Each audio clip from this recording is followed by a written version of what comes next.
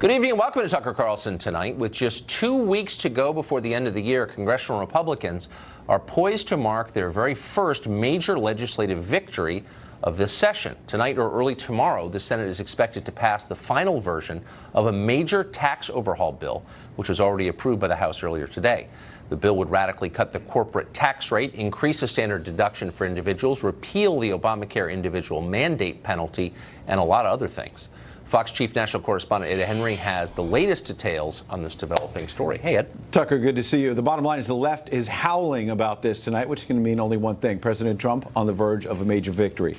Over 80% of taxpayers will see a reduction, despite all the Democratic claims that this is for the rich and not the middle class. We've seen the stock market already on fire, economic growth steadily climbing in year one of the Trump administration. But now it may be about to really take off. And Republicans are poised to get credit for that in next year's midterms, because not a single Democrat in either chamber has signaled they're voting for this. In fairness, though, Republicans will own this if it fails to have the desired effect. Democrats noting public polls have suggested this package is deeply unpopular, in part because some people in states like New York, New Jersey, and California are going to see their taxes go up. This could end up sharply increasing our national debt. And the president is breaking a campaign promise by not eliminating the loophole on carried interest that makes hedge fund managers richer and was a big part of the drain the swamp mantra during the campaign.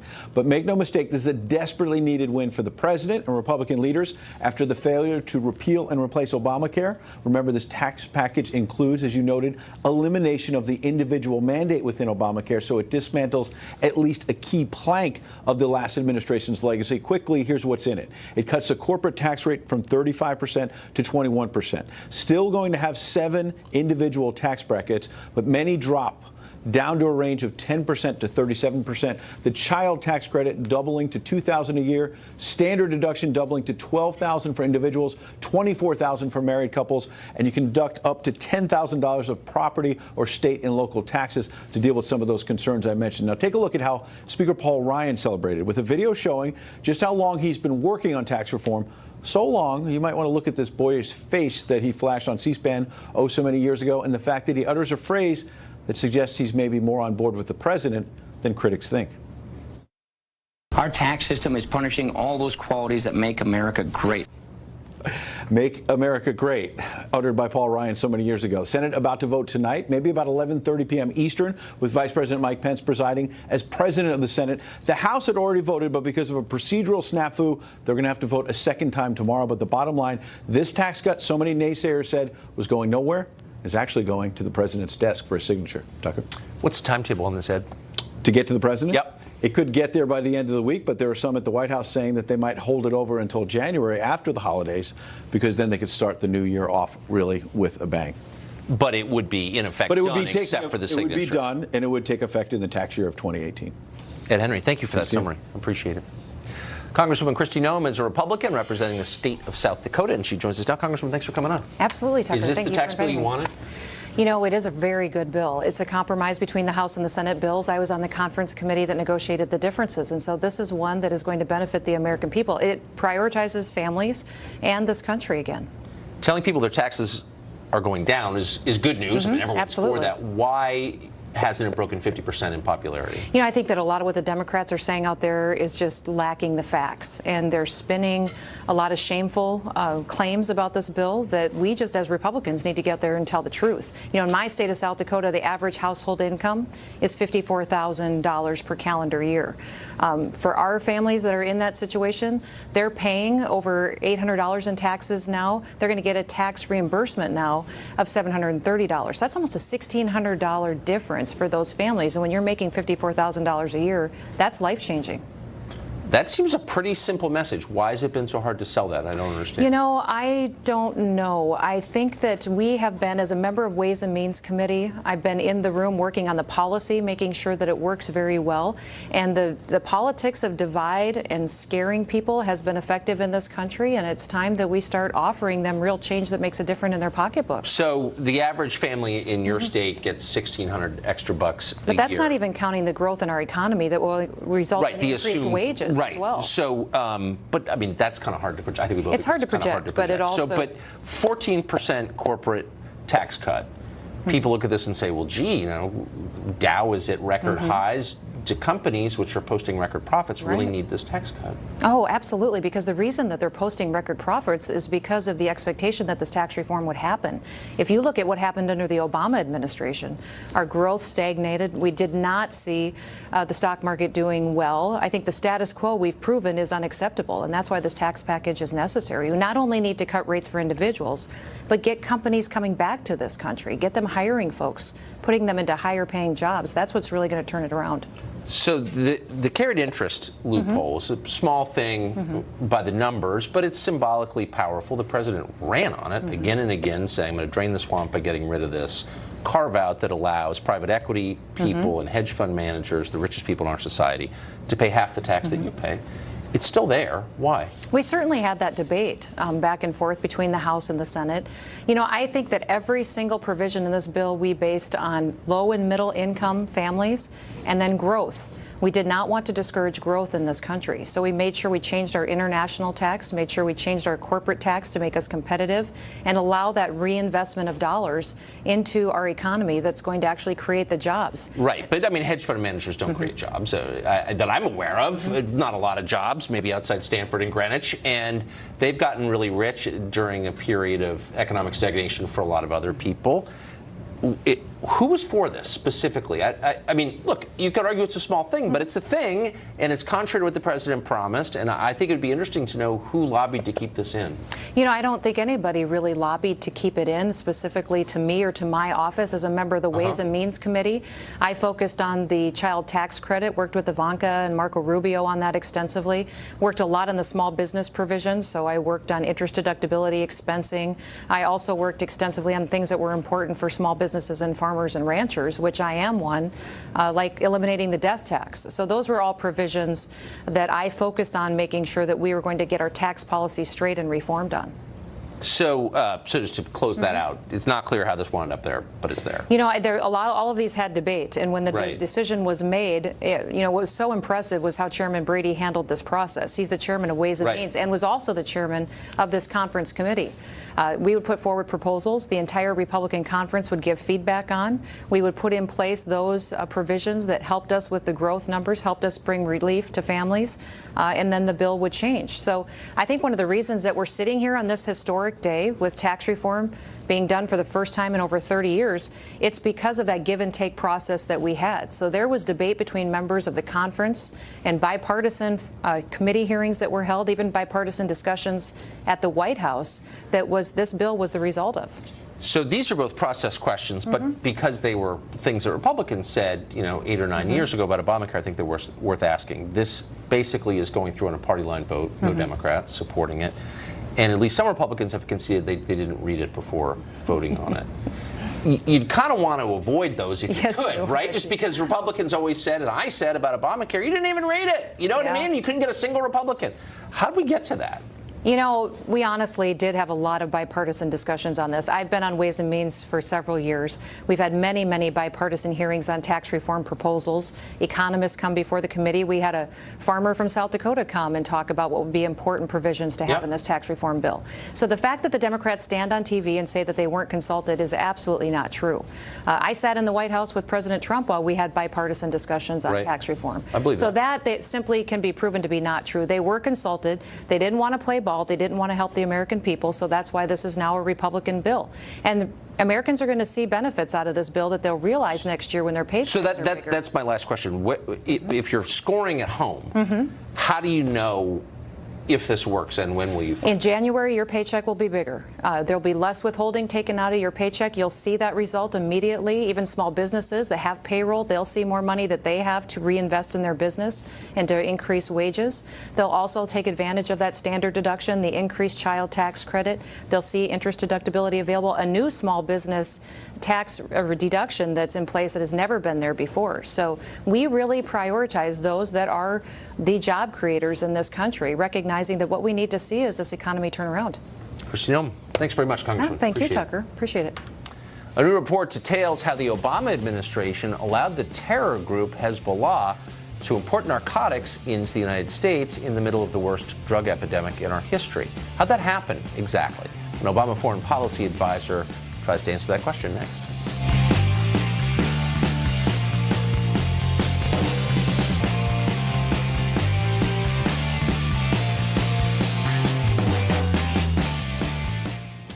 Hate to promote Politico, which is pretty bad most of the time, but they had a remarkable piece a couple of days ago, we will concede that, and it explained how the Obama administration's Justice and State Departments deliberately undercut efforts to bring down a billion-dollar drug cartel linked to Hezbollah, the terror group. It all happened in secret, apparently with the goal of getting a nuclear deal with Iran. How did this happen? Eli Lake is a columnist at Bloomberg. He's written about national security and foreign policy for many years and joins us now. Eli, first question, is the story from your reporting essentially true? Well, it fits a pattern with what I would call the sort of increasing price of the Iran deal, which is that we keep learning later of other concessions that were made that, were not part of the original explanation of that nuclear deal to the American public. And I've also heard the more general concern that, as a general rule, the Obama administration went softer on, lots of kind of Iran's regional predations. But the specifics of this particular story, I think, I know the reporter Josh Meyer, I think it's solid. And but it's one thing to say, look, we're not going to hassle Iranian diplomats, or we're going to look the other way at nonsense going on in Lebanon. But Hezbollah teaming up with the Zetas, the Mexican drug cartel, to import tons of cocaine into the United States in the middle of a drug epidemic seems like a pretty big thing to overlook.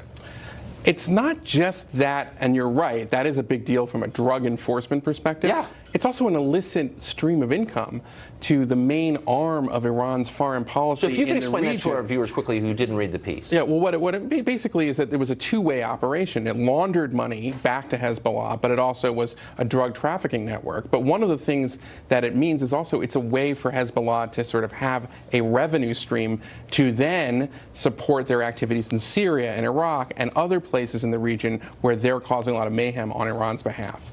So there's no question that the Obama people knew this was going on and overlooked it because they felt the Iran deal was so important. Is there any way, and I know you're probably not a fan of the Iran deal, but is there any way, do you think, ethically, to justify that decision? Well, there are decisions that are made all the time between law enforcement and intelligence gathering, and that is a real thing.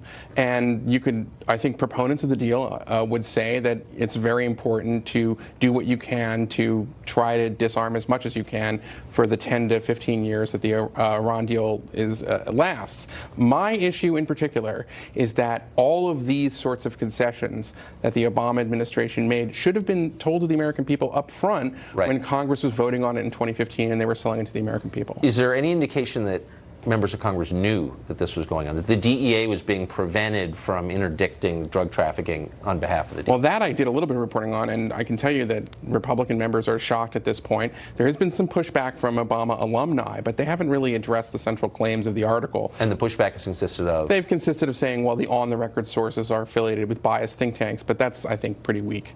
Yeah. I mean, the on-the-record sources also, one of them was in this task force who was telling his story, and there were anonymous sources as well. So it was sort of, if you can't dispute the facts, dispute the sources, that kind of thing. That's always the way. Eli, thank you for that. Thank you. David Teferi is a former State Department official. He advised Barack Obama's presidential campaigns on questions of foreign policy, and he joins us tonight. So, David, 60,000 people died last year of drug ODs.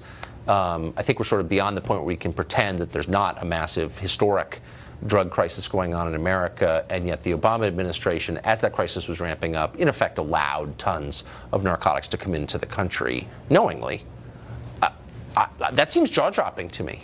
Well, this is really a story about terrorism and about our Iran policy. We can agree on a couple things. First of all, that Hezbollah does support terrorism, that Hezbollah is an arm of Iran, and it carries out Iran's anti-American, anti-Western agenda. So we should be using law enforcement to confront Hezbollah, and we have been doing that. This story suggests, however, that the Obama administration pulled back on a major law enforcement investigation in order to support the Iran deal. That is troubling if true. However, this story is thinly supported, and Eli Lake noted some of the ways in which it's thinly supported. It's basically based on two former DEA agents who have an agenda. I have a contact. He just left the Treasury Department last summer. He says that this is a disgusting hit job by a cabal of people with an agenda. Okay, so there are two sides to this story. Well, that's not a side, actually. That's an ad hominem attack on the reporting without offering countervailing evidence. Let me stipulate that all stories in Washington come with an agenda, explicit or not. not. So of course there are agendas. Well, this comes from But you're not. But is he saying that it's untrue that the Obama people knew that Hezbollah was partnering with the Mexican drug cartel to import cocaine by the ton into the United States and launder terror money? They did know that, correct? If you look at his tweets, he is saying it's not true. That But that, what is the, not that true? the interagency process, which involves the intelligence community, State Department, Treasury, folks like him who were on the sanctions policy group, were monitoring this very closely, and they did not agree that the Obama administration suddenly changed its policy. Now, if the Obama administration did, that is problematic. But the problem is this 50-page plus story with lots of details is really just based on the testimony of just 2 people, and that's problematic. So it needs further investigation before you indict the entire Obama administration. I don't know that that's true, and I'm not indicting the entire Obama administration. The show is not long enough to do that, though I'd enjoy it.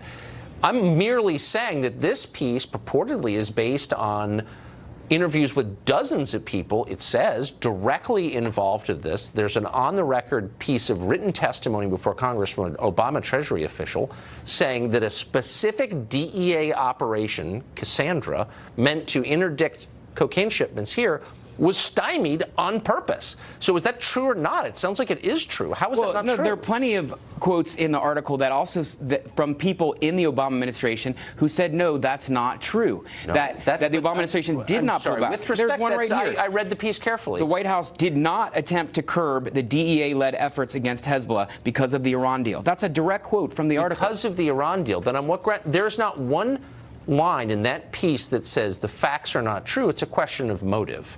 So they're saying, you know, look, this is complex. And by the way, there's some truth in this. These are complex. And as Eli just noted, there's often a debate between the intel people and the law enforcement people. I get it. There are a lot of priorities at stake.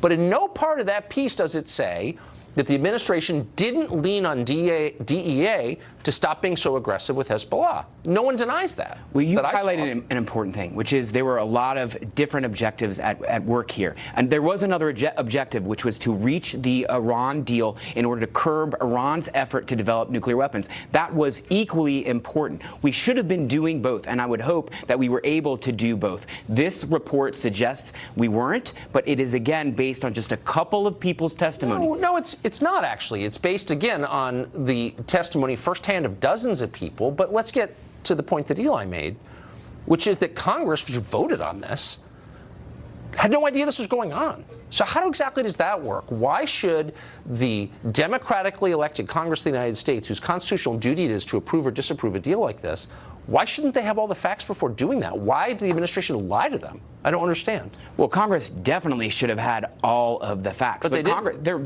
There's plenty of legislation in Congress right now that is anti-Hezbollah, that would help with the effort to confront Hezbollah. And Congress has the opportunity now, based on these facts and others, to vote in favor of that legislation. Slow down. The deal is done, okay? First of all of those narcotics came into this country, and again, 60,000 people died last year. So you can't argue that it's not shaking American society to its foundations, drug addiction. It is, and this is part of the problem. But more than that, the Iran deal is in place, and decertifying it, undoing it, pulling out of it has all kinds of other ramifications. It's like Obamacare. Once you're in, it's kind of hard to get out, actually. So why didn't Congress know before approving this the whole story? We don't know everything that Congress knew. I mean, there's members of Congress say the intelligence committees on Congress, they get classified information, and they were probably getting some of this information. So Treasury called over and said, but just so you know, in order to kind of sweeten the deal, we're letting Hezbollah, which we've designated a terror organization, to partner with the Zetas in the Mexican civil drug war, import tons of cocaine into the country. Hope you're cool with that. Well, Tucker, you're also overlooking the fact that some of this was public knowledge. The people who were arrested, one of the people is a Hezbollah person who was arrested in Prague. That was public information. So there was some information that was publicly out there about this. What wasn't public is that the parts of the U.S. government tried to extradite that Hezbollah official from Prague, and were stymied in their efforts by the Obama administration, which didn't want to rock the boat with Iran. I mean, that's a perfect example, as outlined in the piece. They let the guy sit there, and now he's back in Beirut selling arms to people who shouldn't have them. That's the position this article takes. We don't know if that's true or not. But I also want to talk about something else. The Trump administration has not changed the policy towards Hezbollah one iota. For instance, the Trump administration has looked the other way as Hezbollah-linked militias in Iraq have taken back territory. In fact, some of them are using U.S. arms that were supplied to the Iraqi army, and the Iraqi army gave it to the Hashd al-Shabi, which is basically a Hezbollah-linked militia. One of the reasons the Iraq War So are you upset about that as well? I think the Iraq War empowered Iran and Hezbollah, its client. Yes, I do. We agree about that. Right. But I guess the point I'm making is you can debate Hezbollah and their role on the world stage. What you can't debate, it's a bad idea to allow a terror group to import cocaine into your country. That's all I'm saying. We both agree on that. Okay. David Jafari, thank you. Thank you. Taylor Swift got on the cover of Time magazine for accusing a man of groping. But the man she accused says she was able to destroy his life, his reputation, and get him fired before he could even respond to the charges. So we're giving him a chance to do that next.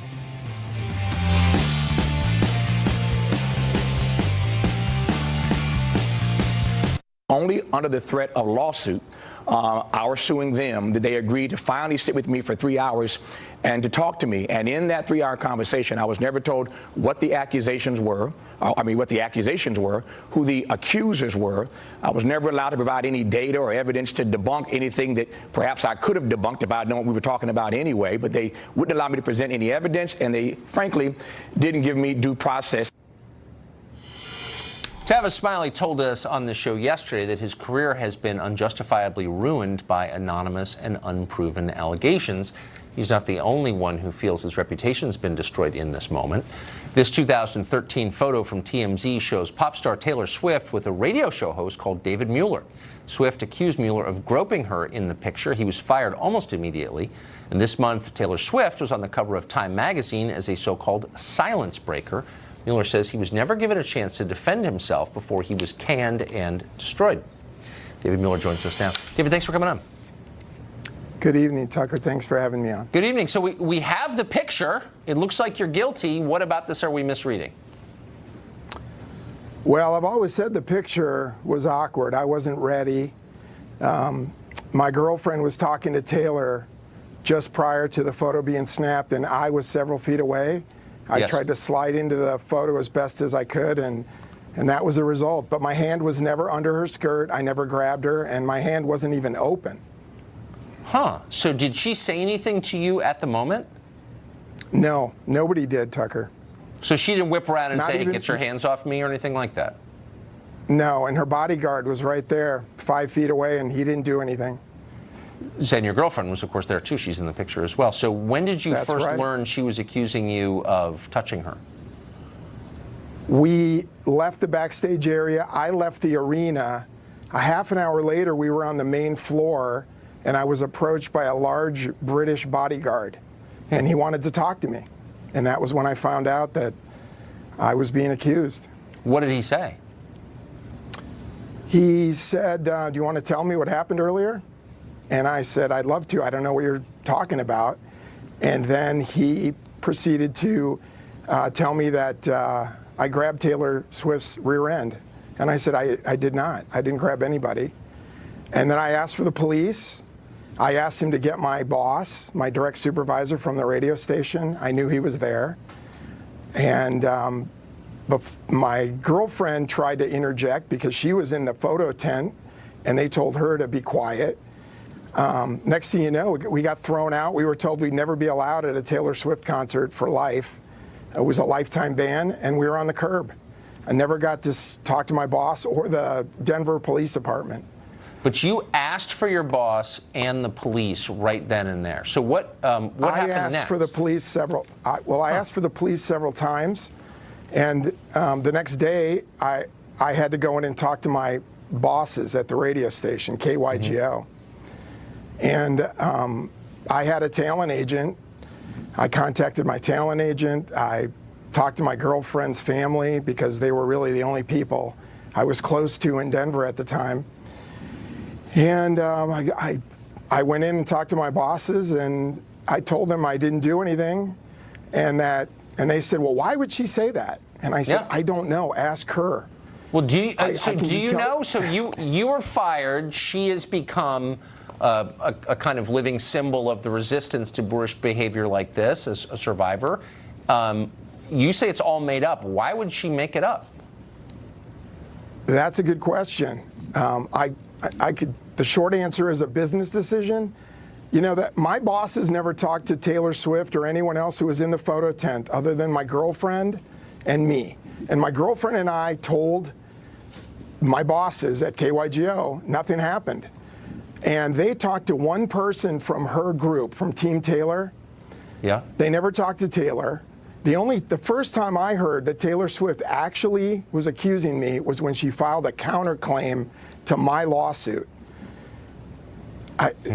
That's the first time. I didn't even know that she had said it, because when I was there, you would think she would have slapped me or said, dude, get your hand off me. She never said a word to me. I had no idea there was a problem, because there wasn't a problem.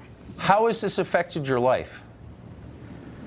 Well, the biggest thing it's done to me is put me in a position where I have to prove that I'm innocent, which is almost impossible. But I've done the best I can.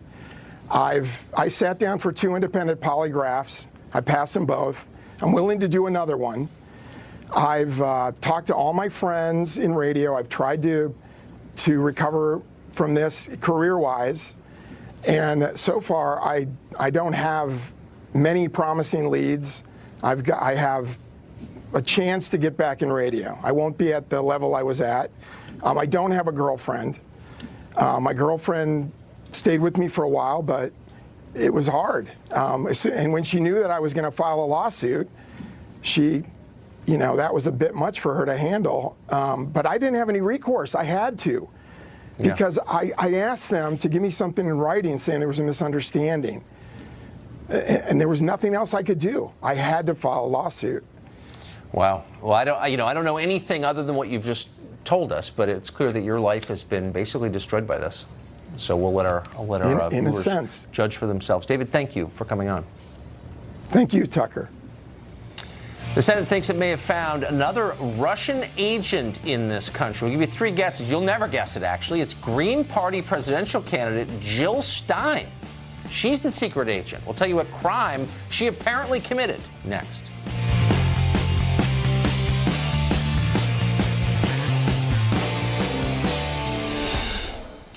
UFO sightings. They're for crazy people. Everybody knows that. Everyone's known that for decades. Maybe time to reassess what we think of UFOs. This past weekend, the Pentagon confirmed the existence of a $22 million a year program that investigated unidentifying flying objects. Did it from 2007 to 2012. Commander David Fravor worked as a Navy pilot for 18 years. In an interview yesterday, he described his encounter. It happened in 2003. He came across an aircraft that he says was, quote, not something from Earth. It was shaped like a tic-tac. It had no wings. It could hover in place. It moved faster than anything he had ever seen as a pilot. It appeared to defy the laws of physics as we understand them. Now, Fravor doesn't seem like a crazy man. We entrusted him with an airplane in the U.S. military. And if he's not crazy, then what he saw deserves serious consideration. No joke. David Fravor will be on the show tomorrow to tell us what he saw. We'll discuss the implications of it. Don't miss that.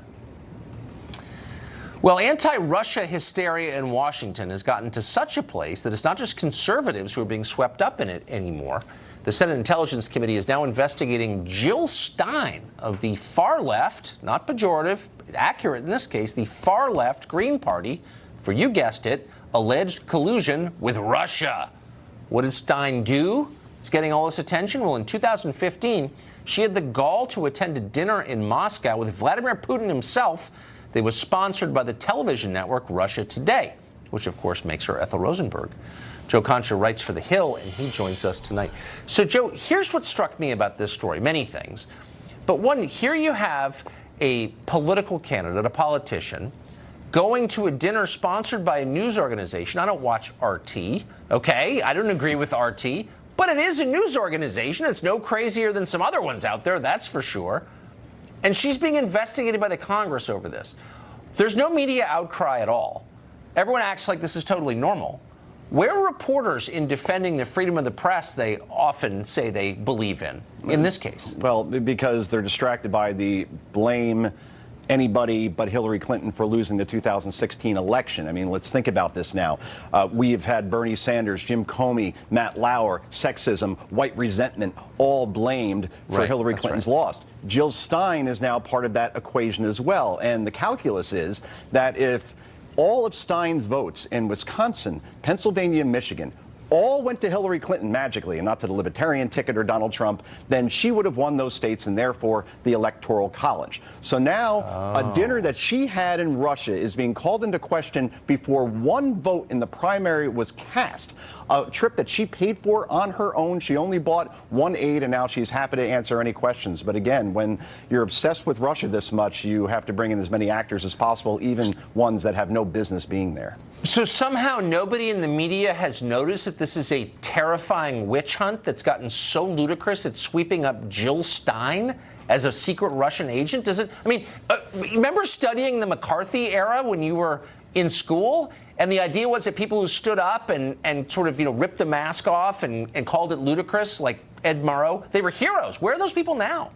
You mentioned aliens before. I think aliens are laughing at us right now when we start including these things. And obviously, the Bob Mueller investigation, if you call that into question as well, then it's considered dangerous or treasonous. And the Hill highlighted a poll from last week. It was from Harvard and Harris. And 54%, a majority, said that they think that Bob Mueller is compromised in this investigation because of his prior relationship with Jim Comey. And you look back at the coverage of Ken Starr and that investigation in 1998 when he was investigating President Clinton. Let me share with you the New York Times from 1998. Headline: White House's all-out attack on Starr is paying off.